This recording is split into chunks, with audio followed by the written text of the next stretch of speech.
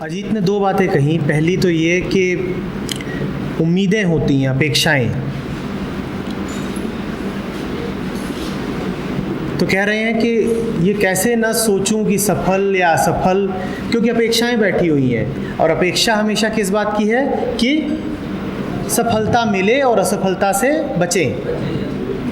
दूसरी बात कही कि अगर ये मान लिया कि मैं तो पहले ही पूर्ण हूँ, तो इससे ईगो, अहंकार और पक्का हो जाएगा। दोनों बातों को एक एक करके लेंगे। सफलता से क्या आशय है तुम्हारा?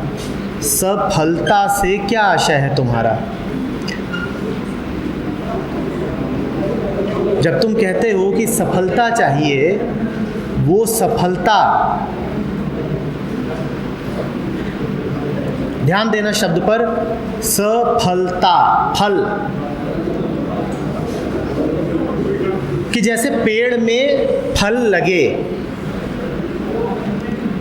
पेड़ में फल अपेक्षा कर करके लगता है या पेड़ के स्वास्थ्य के कारण लगता है? पेड़ में फल इस कारण लगता है क्योंकि तुमने खूब अपेक्षा करी थी, या इस कारण लगता है कि पेड़ सही जगह रोपा गया, उसको पानी, खाद ये सब मिलता रहा, या पेड़ अपेक्षा कर करके फल देता है? कोई परीक्षा देते हो अजीत, उसमें सफलता, जिसको भी तुम सफलता बोलते हो, अभी तुम्हारी भाषा में बात कर रहा हूँ, उसमें सफलता कैसे मिलती है? तुम बैठे बैठे अपेक्षा कर रहे हो कि सफलता मिलेगी, ऐसे मिलती है, या तुम्हें पढ़ने में समझ में आने लगा है और मज़ा आने लगा है तब मिलती है? मुझे बताओ, अपेक्षाओं का सफलता से संबंध ही क्या है? लगता तो है कि बहुत बड़ा संबंध है, पर ठीक ठीक देखो और बताओ कि जिसको तुम अपेक्षा, उम्मीद, एक्सपेक्टेशन कह रहे हो, उसका सफलता से वाकई कोई संबंध है क्या? वाकई कोई संबंध है क्या?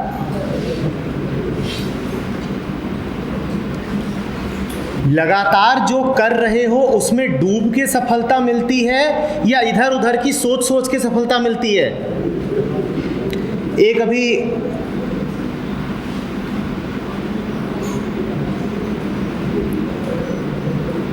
फिल्म आई थी मिल्खा सिंह के ऊपर, तो वो दौड़ रहा है और बढ़िया दौड़ रहा है, और अचानक मन वर्तमान से भटक करके अतीत में चला गया।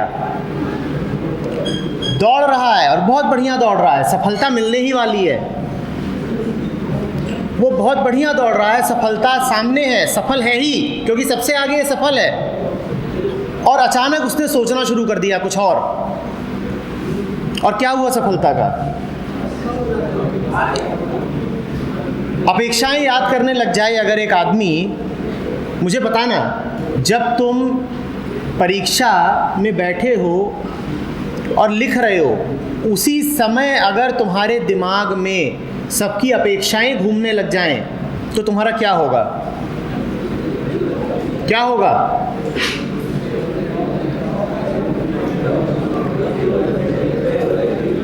क्या होगा? फिर बस अपेक्षाएं ही पूरी कर रहे हो। एक बात तो ये समझो अजीत। दूसरी बात, मैं तुम्हारे सामने बैठा हूँ, ठीक इसी वक्त का उदाहरण ले लेते हैं। अभी मैं तुम्हें कैसा जवाब दूँ? वो जवाब जो उचित है, या वो जवाब जो तुम्हारी अपेक्षा पूरी करेगा? तुम मुझसे क्या सुनना चाहते हो? वो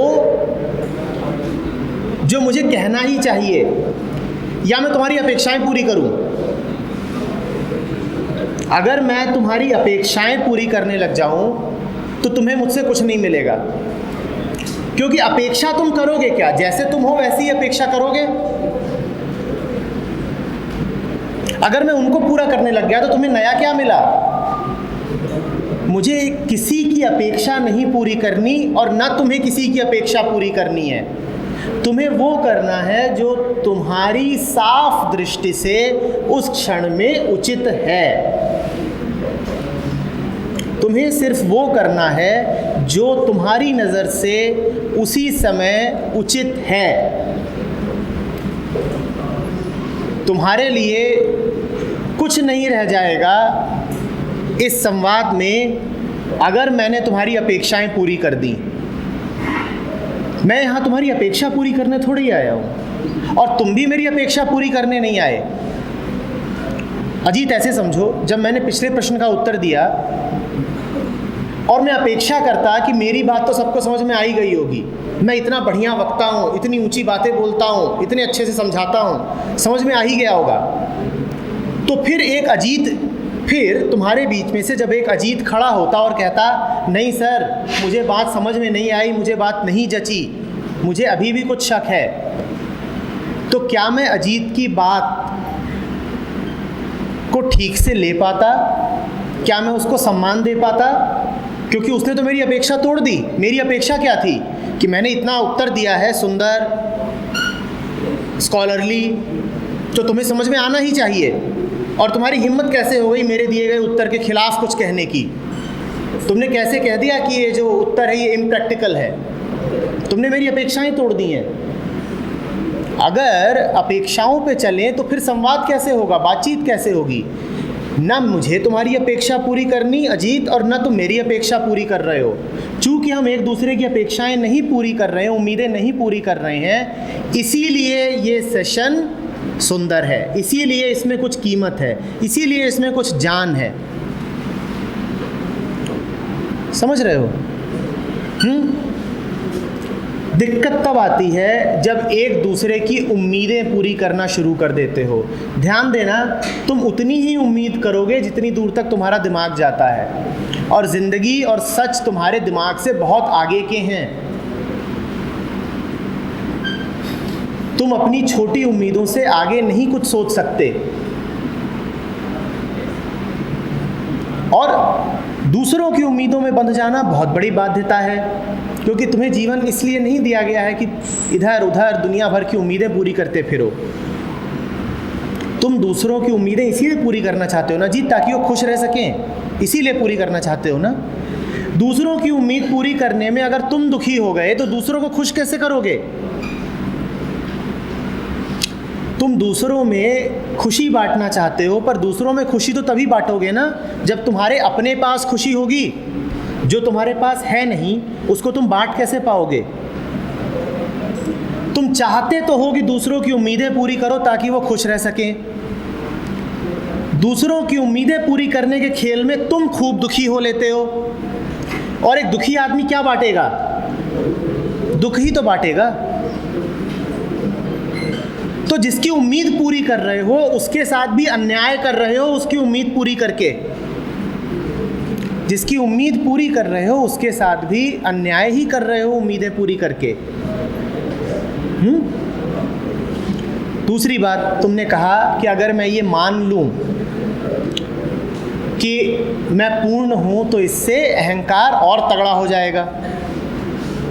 देखो, अहंकार हमेशा हमेशा अपूर्णता के भाव से निकलता है। ईगो क्या होती है कि मुझे अपना कुछ पता नहीं, मुझे शक है कि मैं अपनी दृष्टि से जो देख रहा हूँ वो ठीक है भी कि नहीं, और इस कारण मैं दूसरों पर निर्भर हूँ। इस कारण मैं दूसरों पर निर्भर हूँ। मैं साफ साफ नहीं देख पा रहा मैं कैसा हूँ, तो इसीलिए मुझे दूसरों से अपनी तुलना करनी पड़ रही है। इसी तुलना का नाम अहंकार है। कोई मुझे बता दे कि मैं ठीक हूँ तो मुझे लगता है कि मैं ठीक हूँ, और कोई मुझसे आगे कह जाए कि नहीं तुम गलत हो तो मुझे लगने लग जाता है कि मैं गलत हूँ। इसी का नाम अहंकार है। मैं दूसरों से श्रेष्ठ हूँ, इसका भी नाम अहंकार है। मैं दूसरों से नीचा हूँ, इसका भी नाम अहंकार है। इन दोनों वाक्यों में कॉमन क्या था? दूसरे। जिसे लगातार दूसरों की ओर देखना पड़े उसी के मन में अहंकार है। अहंकार का अर्थ है दूसरों पर निर्भरता। पर निर्भरता ही अहंकार है। वो इस रूप में भी आ सकती है कि मैं बहुत बड़ा हूँ, और इस रूप में भी आ सकती है कि मैं बहुत छोटा हूँ। दोनों ही अहंकार है। लेकिन जिसने ये जान लिया कि मैं अपनी नज़र से देख सकता हूँ, मैं काबिल हूँ, मैं पूरा हूँ, उसकी ज़िंदगी में दूसरों पर आश्रित होना अब ख़त्म हो गया। जो आदमी अपने आप को पूरा जान लेता है वो अहंकार शून्य हो जाता है। उसकी ज़िंदगी में अब तुलना बची ही नहीं। वो यही नहीं जानता, ध्यान रखो, वो यही नहीं जानता कि वो पूरा है, वो ये भी जानता है कि हर कोई पूरा है। मैं यहाँ तुम्हारे सामने बैठा हूँ, मैं ये नारे थोड़ी लगा रहा हूँ कि मैं पूर्ण हूँ, मैं पूर्ण हूँ, मैं बहुत अच्छा हूँ। मैं तुमसे निरंतर क्या कह रहा हूँ? मैं तुमसे कह रहा हूँ तुम पूर्ण हो, तुम अच्छे हो। क्या तुम्हें ये अहंकार की बात लग रही है? मैं तुमसे बैठ करके कहूँ कि तुम तो दबे कुचले नीचे हो और मैं ऊपर बैठा हूँ, मैं श्रेष्ठ हूँ, मैं महान हूँ, मैं बहुत बढ़िया हूँ, तब तो तुमको लगे भी कि अच्छा, पूर्णता के भाव से अहंकार उठता है। पर जो ये जान जाता है कि हर कोई अपने आप में अद्भुत है, हर कोई अपने अपने तरीके से खास है, वो ये बात सबके लिए जानता है, अपने ही भर लिए नहीं, तो उसमें अहंकार कैसा? तुम कहते हो मैं अपने तरीके से विशिष्ट हूँ, तुम अपने तरीके से खास हो, मेरी अपनी यूनिकनेस है, तुम्हारी अपनी यूनिकनेस है। उसके मन में अपना ही नहीं दूसरों का सम्मान भी बढ़ जाता है। उसके मन में अपना ही नहीं पूरे अस्तित्व का सम्मान बढ़ जाता है। वो किसी को नहीं कहता कि तुम छोटे हो, वो जिसको भी देखता है उसी को जानता है कि ये भी पूरा है, बस भूल गया है कि ये पूरा है, इसमें कोई खोट नहीं है, कोई कमी नहीं है। ये अहंकार नहीं है, ये अहंकार के बिल्कुल विपरीत कुछ बात है। ठीक है।